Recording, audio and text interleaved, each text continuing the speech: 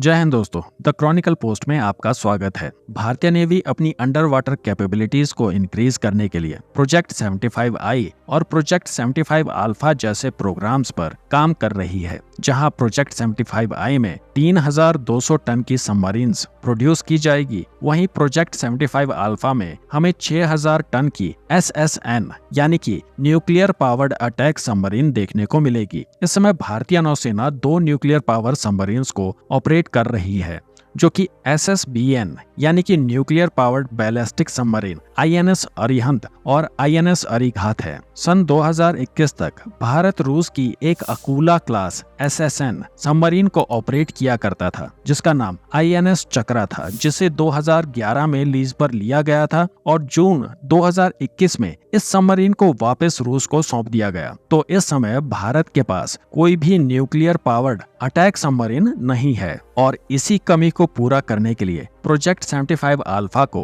भारतीय सरकार के द्वारा फरवरी 2015 में अनुमति दे दी गई थी, जिसमें 6 न्यूक्लियर पावर्ड अटैक सबमरीन बनाई जाएगी, जिसका वजन 6000 टन का होगा। प्रोजेक्ट को वॉरशिप डिजाइन ब्यूरो के द्वारा संचालित किया जा रहा है और इन सबमरीन्स को नेवी के शिप बिल्डिंग सेंटर विशाखापट्टनम में डिजाइन और बिल्ड किया जाएगा, जिसका मतलब है कि ये सबमरीन मेड इन इंडिया होने वाली हैं। लेकिन इन सबमरीन्स की कुछ क्रिटिकल टेक्नोलॉजी को लेकर हमें फॉरेन पार्टनर्स के साथ काम करना पड़ सकता है। इन सबमरीन्स को स्टेल्थ सबमरीन्स के रूप में डेवलप किया जा रहा है। किसी भी सबमरीन को स्टेल्थी बनाए रखने के लिए जितना इम्पोर्टेंट उसका डिजाइन होता है, उतनी ही इम्पोर्टेंस इसमें लगने वाला प्रोपल्शन सिस्टम भी रखता है। और प्रोजेक्ट 75 अल्फा के अंतर्गत बनने वाली सबमरीन में भारत के द्वारा पंप जेट प्रोपल्शन सिस्टम को इस्तेमाल किया जाने वाला है, जो सबमरीन को हाई स्पीड प्रोवाइड करने के साथ साथ इसे शांत और स्थिर बनाए रखता है। एक कन्वेंशनल प्रोपेलर जब तेजी से घूमता है तो वो पानी में हवा के बुलबुले बनाता है और उन बुलबुलों के फटने से साउंड प्रोड्यूस होता है और इस पूरी प्रक्रिया को कैविटेशन कहा जाता है।